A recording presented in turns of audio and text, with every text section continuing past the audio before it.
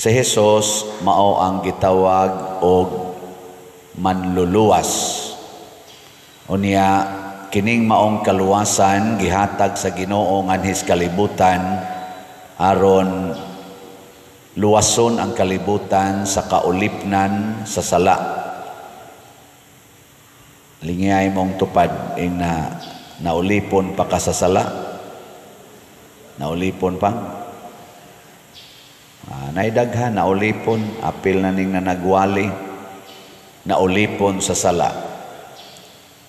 Pag wapa mo abot si Jesus sa gihisgutan diri sa ikaduhang pagbasa, doon na sila'y paagi pagwagtang sa sala, kaning pagsunog o mga karne, kanding, karnero, baka, motoy ilang paagi nga gitudlo sa Ginoo, gihimuag balaod ni Moises aron pagwagtang sa sala. Pero wa gyud to kaepekto matud pas ikaduhang pagbasa, wa to makaepekto kay ang mga tao sige lang gyapon pakasala. Ang sala sige lang gyapon og ulipon sa tao, wa lang gyapoy malangit. Mao to ang katapusan na gyung gihimos Ginoo, ang pagpaanhi sa bugtong anak sa Dios, ang gitawag og Mesiyas. Unya ni kuyog na siya, kuyog nato, og siya nagyud maoy giihaw. Og diha dapita matud pa sa ikaduhang pagbasa, nabag-o na ang kasabutan. Unsa may nakabag-o kay ang mosunod sa pulong sa Ginoo, sa pulong ni Hesus, maluwas na kanang lahos tigid ngadto sa langit. Mo nang sugod na taog deklarar og mga santos. Before si Jesus nianhi og nabanhaw og nisakas langit, wala tay gideklarar nga santos. Kay wap aman ma-establish pagbalik ang gitawag natog perfect connection sa tao ug sa Ginoo. Nahitabo ni pag-abot ni Jesus.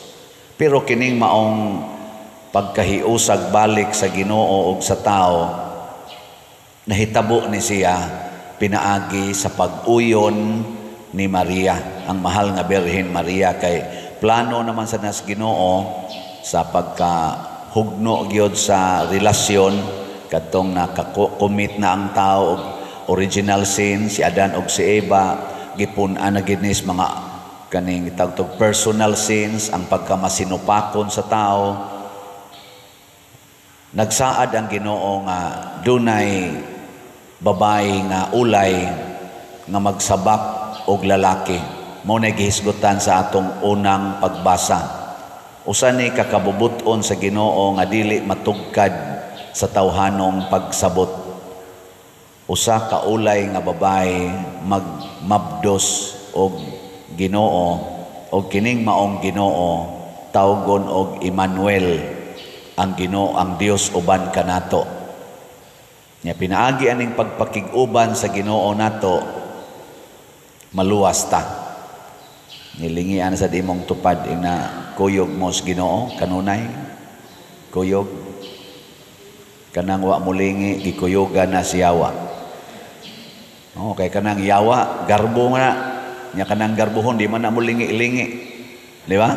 Stiff neck ang tawagan na sa English, stiff neck. Sige, usban sa tamo palingi kaya na wa mulingi. Sige, lingi ay mong tupad, last chance na lang ninyo. Lingi ba sa imong neighbor ing na kuyog mo kanunay ni Lord ing na kano wa yun mong liging tanan, bahala na mo diyan. Mao na niabot na ang kaluwasan, pero wa sad mawagtang ang sala. Ang kapildihan ngadtos impierno ug ang kaluwasan ngadtos langit nagkuyog dinhis kalibutan. Pero pasalamat nga nakakuyog na gyud ang kaluwasan, pero dili na pasabot nga automatic nga ang tanang tao maluwas na. Nagkinahanglan ta og cooperation, mo kooperar ta sa maong kaluwasan. Parihara na ang tambal ba? Yan. Nana ang tambal sa COVID-19. Nya, luwas na. Pagpabaksin, pagpaturok dito, di ka mo dool, di ka pabaksin, namiligro gyapon ka. Mo na'y teori. Ang tambal para silanat, nana. Adi man ka mo inom sa tambal, adi. Gapabilin ang tambal nga mapuslanon, pero wa mapusli nimo kay wa man ka mo dawat sa tambal. Ang question di ay, mapariha baka ta sa mahal nga Birhen Maria nga maoy unang midawat sa kaluwasan? Kinsa ninyo dinhi ang musunod sa mahal nga Birhen nga mudawat gyud sa Ginoo? Taas ang kamot. Huy, kinsa ma inyong dawaton di ay? Ang yawa? Pag-sure mo diha, oy. Na, mauna ni ron. Abi ba na ako kining tanang nanimba, padoong na ginis kaluwasan, padoong sa dinis impierno. Ug mao na itong problema. Mahadlok tang musunod sa mahal nga Birhen Maria ug sa mga santos, pero magsigi taghangyo nila nga tabangan ta. Tabangi ta. Nago tay gitawag og inahan sa kanunayng panabang. Nyag magkuan sa tani San Roque, maggusos ta, magkanta ta, San Vicente, tabang gihapon ang atong pangayoon. Pero, inig-ingon, musunod mo silang gibuhat, nga midawat Diyos Ginoo. Dili ta. Di madapa din. Og magpabilin tang ingon ani, magpabilin ang kaluwasan, nga nias kalibutan, pero jutay ra ang makapahimulos. Muna diri sa atong tubag sa Salmo, sa tuy atong tubag, ania ako Ginoo, mianhi ako aron pagtuman sa imong kabubuton. Tinuod ba ni ron nga mao ni inyong baruganan sa inyong pag-anhis misa? Ha? Mutuman na mo ron sa kabubuton sa Ginoo? O musupak tas kabubuton sa Ginoo, pasabot ni kuyog tas kabubuton si Yawa. O kung daghan kaing mga tao nga magsunod sa kabubuton sa Yawa, malusno ang kalibutan, dili maluwas. Perdition, dili salvation ang mahitabo. Kaya nga naman, ang nag-operate sa atong kinabuhi mauman ang sala, ang kabubuton sa Yawa, dili ang kabubuton sa Ginoo. Dinhi sa Pilipinas, i-check nato, naa pa ba ang immorality, kanang magpuyo-puyo, mag same-sex, prostitution, kana na ang premarital sex, naa pa ba? Maghinay. Wa na? Naa pa ba ning mga social sins, sama anang drugas, drug addiction? Naa pa ba? Naa pa ba ning graft and corruption? Naa pa ba ning smuggling? Naa pa ba ning pagpamakak? Naa pa ba ning mga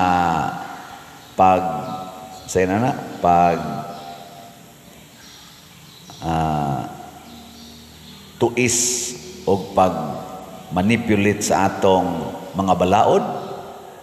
Naa. Unsa may resulta na?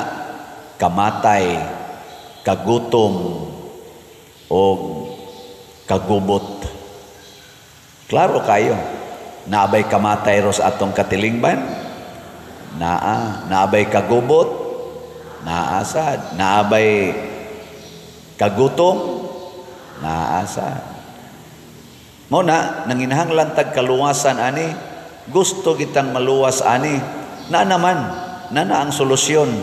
Pero kay di man ta mosunod sa Ginoo, di man ta mo dawat niya sama sa pagdawat sa mahal nga Birhen o sa mga santos, maglisod og lihok ang kaluwasan.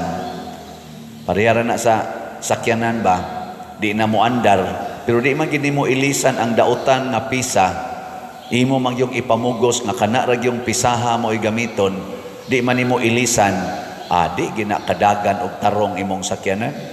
Moingon ginang mekaniko, palitin ig brand new palitin ig bag-o.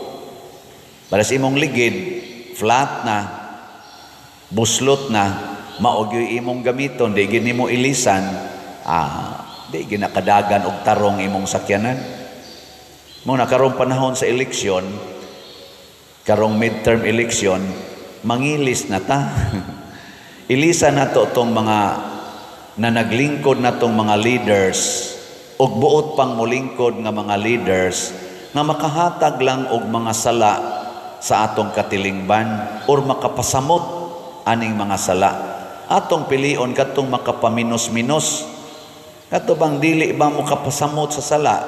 Dili makapadugang sa paglaganap sa drugas, sa immorality, sa graft and corruption, sa kaning mga insurgency, kaning niang mga bisyo sama ng sugal.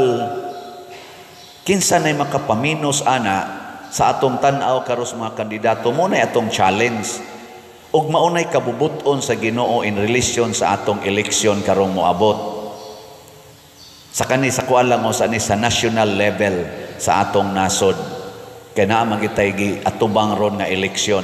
Nagsigi naman nagpangumpanya ang more than 40,000 ka mga kandidato gikas pagka-senador hangtod sa pagka-konsehal sa lungsod o sa syudad. Atong analyson, maningkamo ta uban sa lamdag sa Ginoo, tan-aw nato ani niya ang pinaka number 1 ron nga mga teams, Team Duterte, Team Marcos. Unahon na natog analyze niya human ang mga independente atong analyson. Kaning team nga Duterte, doon na ba ni sila'y kapasidad o commitment nga ipaubos ang mga sala nga atong gihisgutan nga naaros atong nasod. Kining Team Marcos, naa ba ni sila anang kapasidad o commitment sa pagpaubos sa mga gihisgutan nato? Mailhan na nato kay magsigi na sila condemn sa ilang pagpangumpanya, magsigi na sila condemn sa mga sala. Dili gani mo condemn sa mga sala ang maong kandidato, dili gani mo kondina niining mga drugas, mga graft and corruption, smuggling, immorality, mga sugal nga illegal. Di gani mo condemn mga terrorism, automatic dili na nato pilion. Ngano man, wa man gani gikondem sa baba, samot na gyus buhat. Di ba? Magduda pa man gani tanang mo kondem sa baba kay matud pa ni Kristo, words is useless without the action. Kanang pagsigi ninyo ingon, Ginoo, Ginoo, di na makaluwas ninyo. Butangig yung buhat, magduda pa man ganita nang nagsigig ingon, Ginoo, Ginoo, Ginoo. Ano yaman na din nanimba, nagmisa ganing usa. Magsigig ingon, matuman ang imong pagbuot dinhi sa yuta, maingon sa langit. Magduda pa man ganita na. Di ba? Unsa nakagwa gid na niya gibungat. So ato na nang hunongon pagbutar. Nya kamoron, nanamoy idea kinsa inyong butaran. Sige, bahala na mo diya. Ikaduha, arita sa personal level.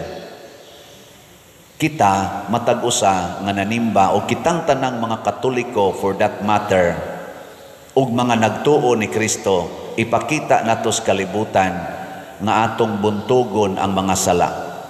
Sundon gani nato ang gisulti ni Mama Mary, sulugoon ako sa Dios, matuman dinhi kanako ang imong pulong.